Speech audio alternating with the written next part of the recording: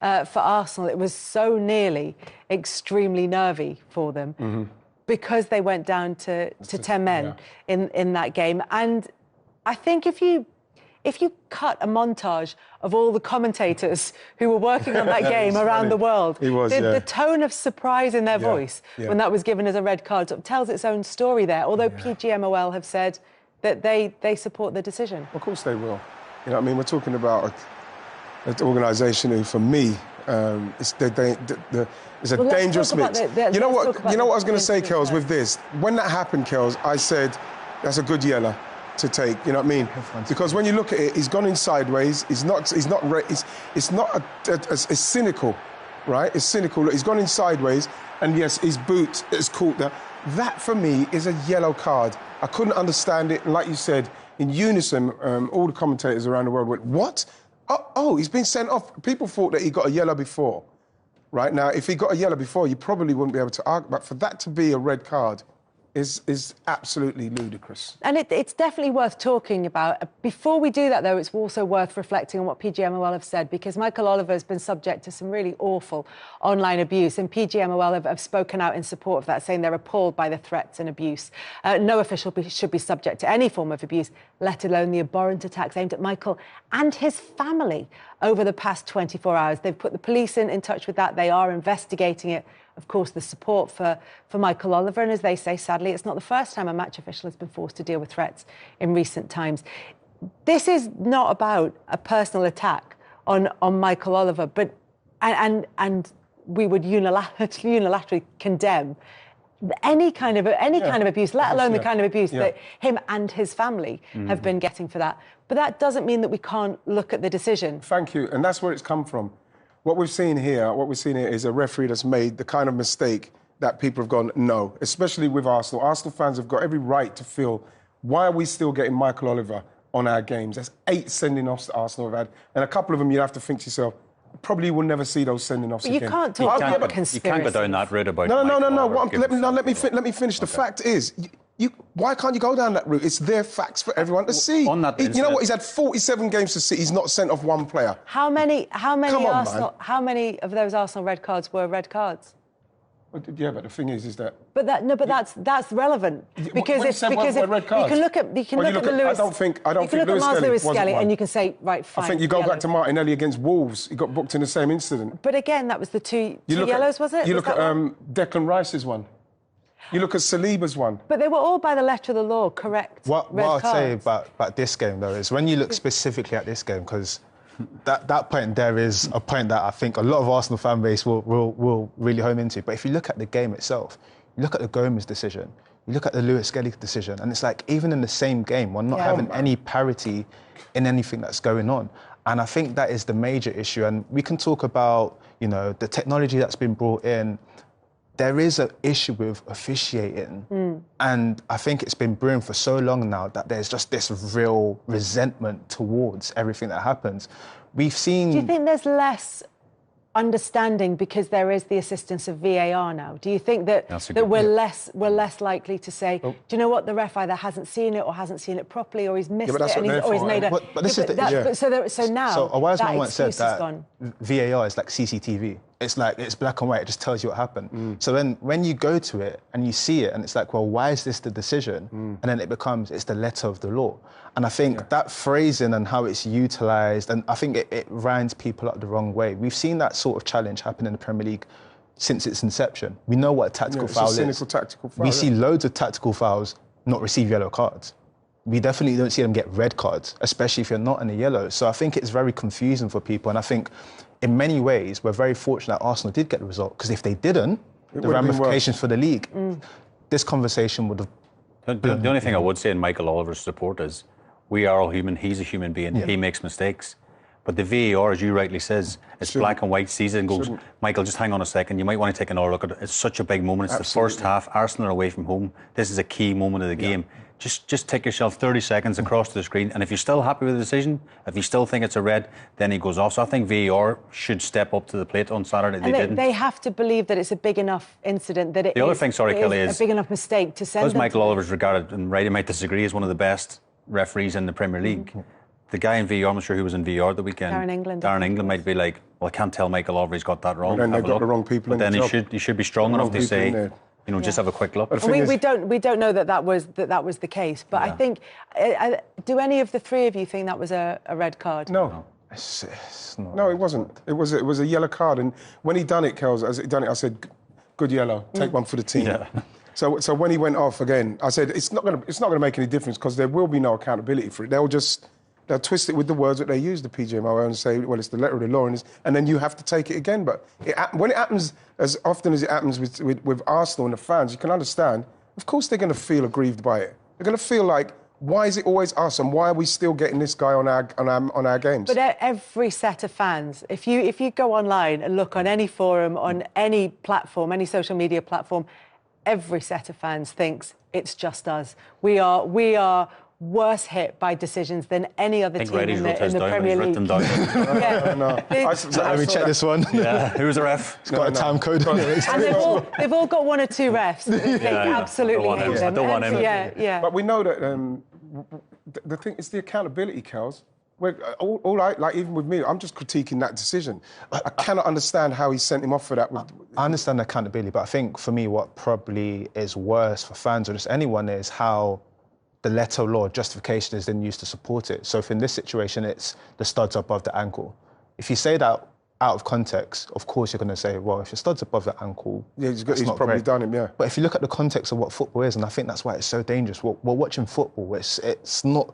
You have to look at what you're watching, and that's why the VAR has to step in and say, well, listen, like you said, it's the first half, look at the game, look what happened, you shouldn't really give a red card for that. And that's not quite what the conversation was between the referee and the video assistant referee on the day either, so that wasn't something that was discussed at the time. I think it's worrying that all three of them came to that conclusion.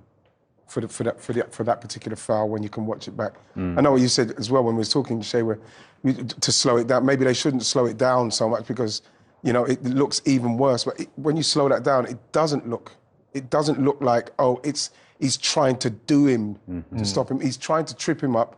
That's a yellow card. Someone should have said to have a look at it. And I can't believe that ended up a red. I cannot believe it.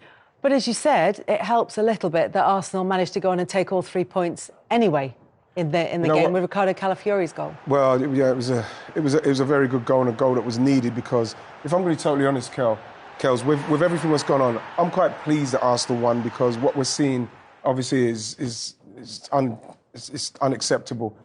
But if Arsenal lose that game, gosh, I can't even imagine what it would be like, the discourse, because I think that they are so against this referee that honestly, it's crazy now. I think. But it's important when you're in a position of authority and you're listened to by Arsenal fans, and your opinion carries a lot of weight with them. That this doesn't become a personal vendetta, because I'm then that critiquing leads him, to. and I'm critiquing him on the facts what I've got on him. No, I know. But what I'm saying is that when it then leads to the abuse. No, the fans can see it as well. But I'm not going to sit here, Kels, and not recognise certain things that feel a little bit. Well, that is really harsh. I'm still an Arsenal fan as well, but I'm on here and I know what you're saying. I've got a responsibility. I'm just critiquing the man's decision. What I would say to this though is, I think we've come to a point, especially within the Premier League, where there needs to be some sort of review of what's going on, because I don't think a match weekend happens where we're not talking about contentious decisions. I mean, we saw in another game where a player's booked off for eliciting from the fans within the celebration that we've seen constantly done before. So something is going wrong, and referees hold such a key and pivotal part to our sport. They should be respected, they should be protected. But we need to understand what is happening, because clearly something isn't right at the moment. I don't think there's a time where I come on the show and we don't speak about refereeing decision. No. So something needs to be addressed there. Yeah, and there's a difference between looking at something like this, which genuinely has everybody slightly baffled. Yeah. I would say the vast majority of people have been kind of quite baffled by this decision, and coming on and talking about disagreements in terms of the interpretation of the rules, which the laws, which is a more natural football conversation. I think that there's a slight difference in all of that. But as you said, Arsenal down to 10 men, and Wolves later on down to 10 men as well when Gomez was sent off. Arsenal managed to take all 3 points. And as you said, Arsenal feeling like they're a bit up against it as well in terms of injuries and players that aren't available. The other team who are really suffering, well, one of the other teams who are suffering really badly from injuries is Bournemouth, who've got 11 players out injured. But it was just such an incredible moment for them to back up the win against Newcastle with the win against Forest, who've been fantastic. I think the job he's done, Areola, has been unbelievable. Yeah. Just was a bit of a slow starter. We thought, be careful what you wish for. Neil got sacked, done an okay job before. This guy's come in and really transformed. Newcastle, you say, the week before, scored 4, 5 at the weekend. And Nottingham Forest, bear in mind, have got the best sort of goals against record probably in the league. Yeah. And they let 5 in at the weekend. So he's doing a great job. It was a brilliant performance from him. And the thing is that he never says anything about his injuries. You know, which everybody gets. He just gets on with it. But the way he's set up that team, you know, with the strength at the back and the pace. Same with the midfield, with the creativity as well. And then up front, Kluivert's doing unbelievable things. But like what they done to a Forest side who were themselves in the ascendancy is unbelievable, Kells, in the way they just tore them apart.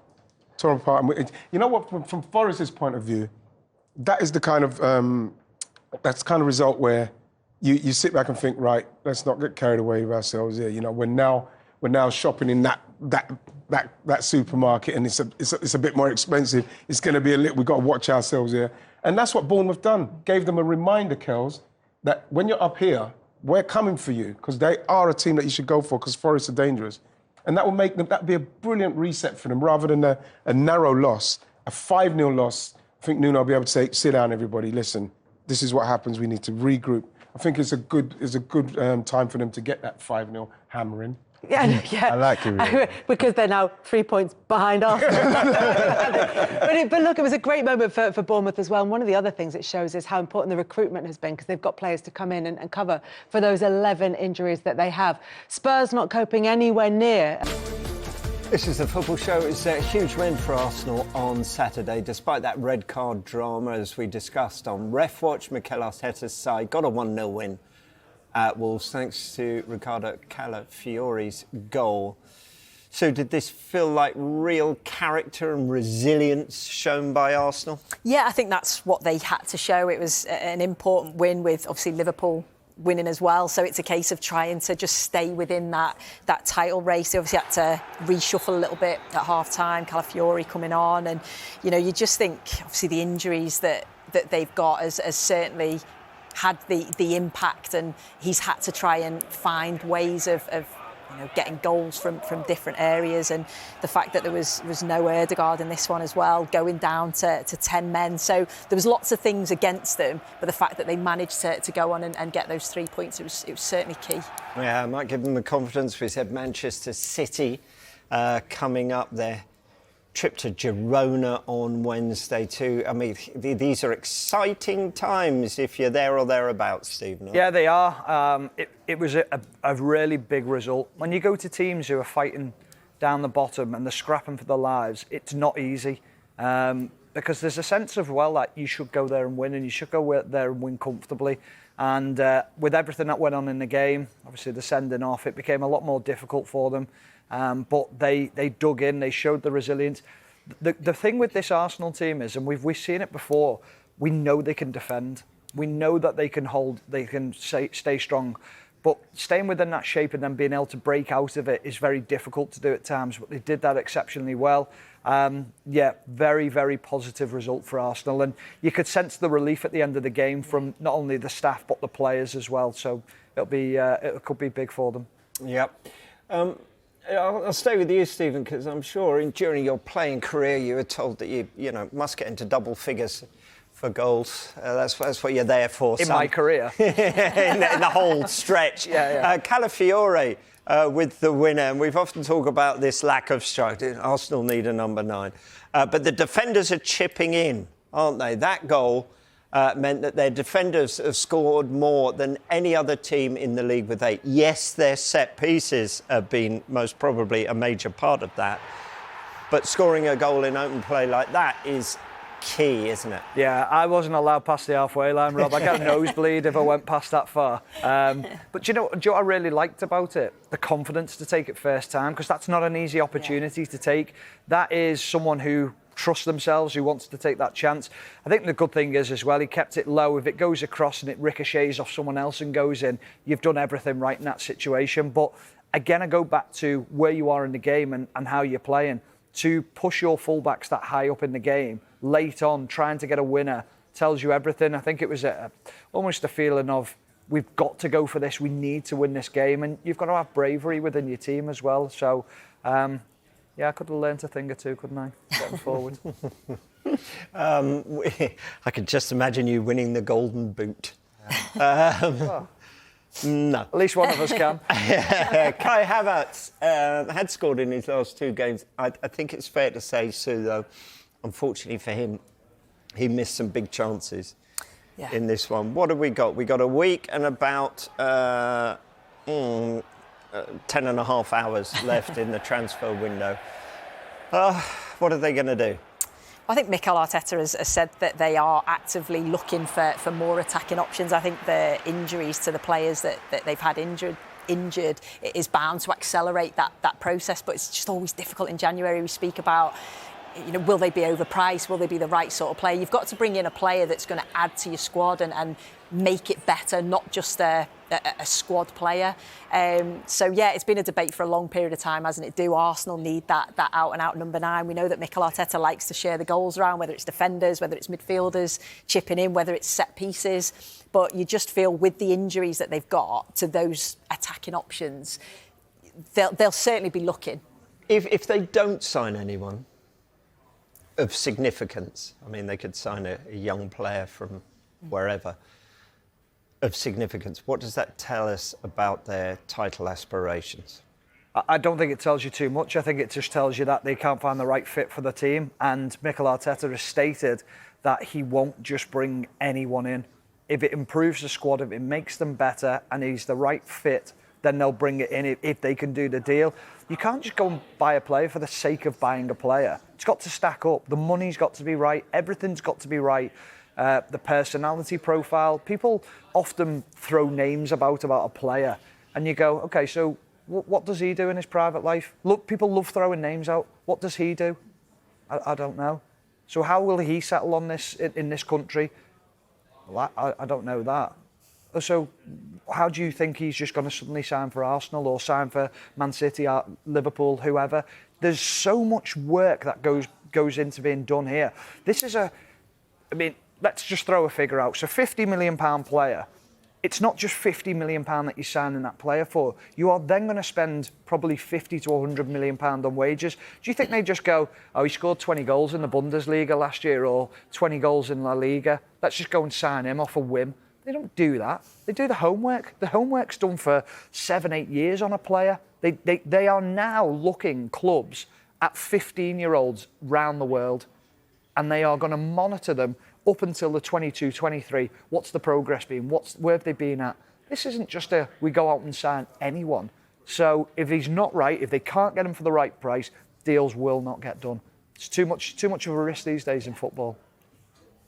Let's get to Wolves. 4 defeats in a row now. Has the Vitor Pereira effect worn off, or can they be excused as they've all but actually been tricky fixtures against top 6 sides? Yeah, they have been tricky fixtures, and you can say, well, he obviously had that original bounce when he first came in, where we actually said, they looked disciplined, they were doing the basics well, but I think the defensive vulnerabilities have still shown in games that I've watched. They do just concede too many goals and maybe too many chances, so they need more help in the transfer window in bringing those players in that they need, because you just feel they keep selling their best players, but then don't replace them with that sort of same quality. And they've also had issues as well, Pereira, with Lamina saying he wasn't going to play and then he was going to play, and then obviously the Cunha situation. Cunha's going to go to all of these different sides, his body language and things like that. So he's having to do quite a lot of man management here and keep those players focused whilst being in a relegation battle, whilst trying to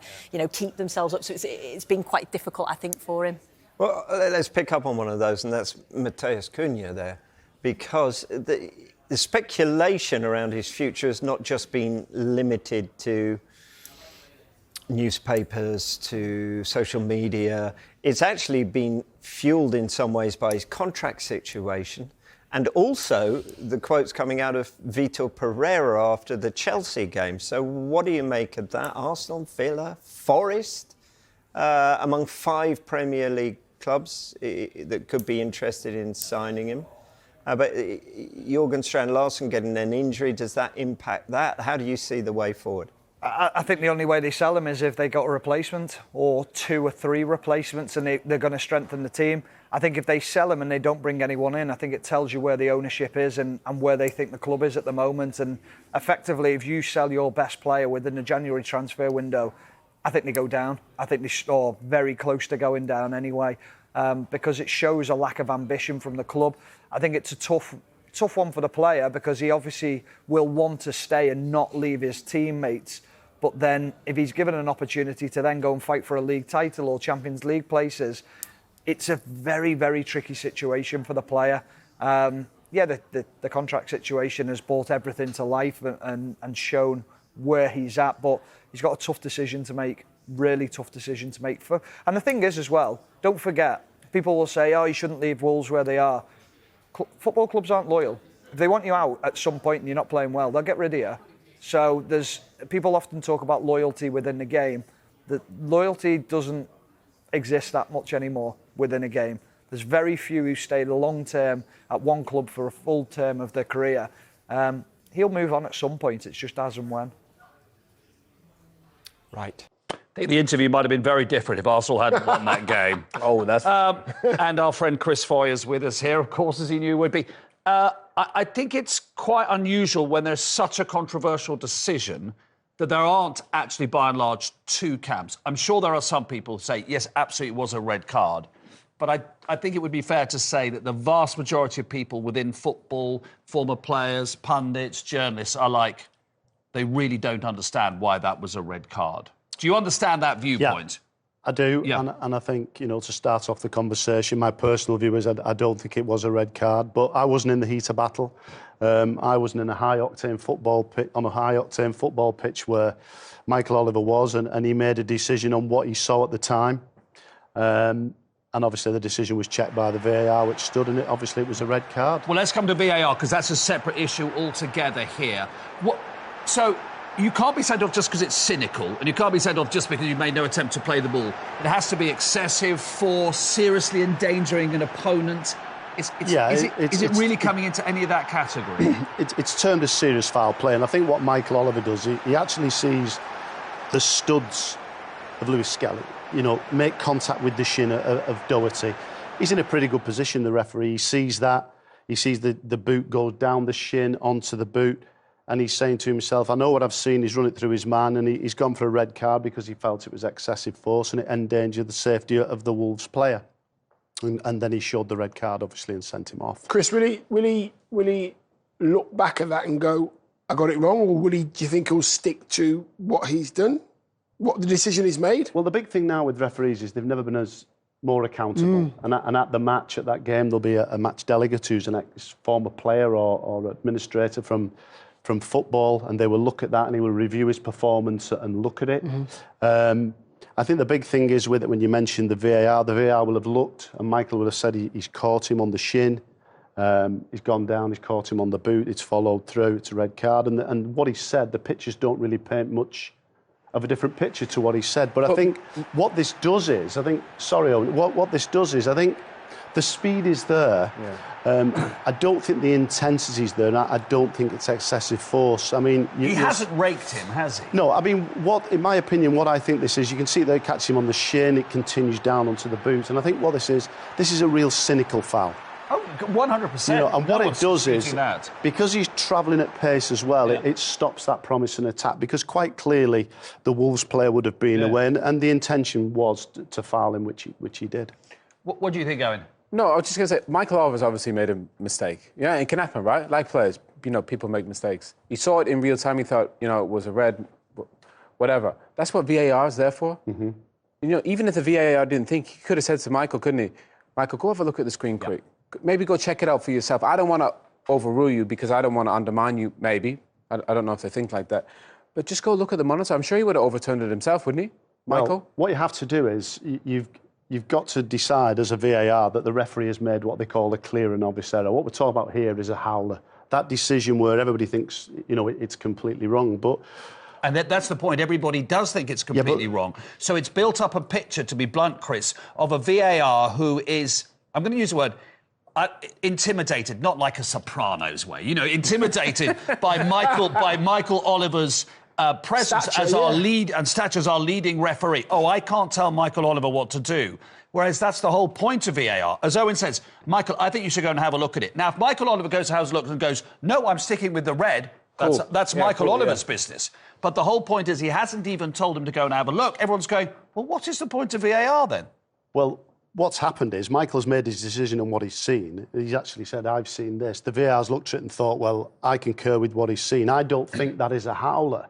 Now, these guys are working together domestically and internationally. So, they are colleagues, they work together, they understand each other's workings. And I think in this situation, had it have been, they felt, the VAR felt it's a howler, then he would have asked him to go to the screen and recommend it. But what he's done is he's actually said, we go with the referee's decision, referee's call, which we're using this season, and they've stayed with the on-field. Do you think it will be rescinded? I don't know the answer to that question because it's 3 independent people. That's if Arsenal do appeal. But there's a chance. They may appeal. If they appeal, it goes to 3 independent people and they will make a judgment on that. So are those independent people, who are they, former refs, all 3? I think there's an ex-ref, an ex-player, an ex-manager. Oh, that's interesting. I think they'll use that as a lesson going forward to how they decide with VAR and looking at the monitor. I think that's a great learning one for the refs. Yeah, absolutely. Arsenal got the win, and that's important from their point of view. We'll see what happens if they do appeal. We'll have one more break, but in the final part of the show, we'll see the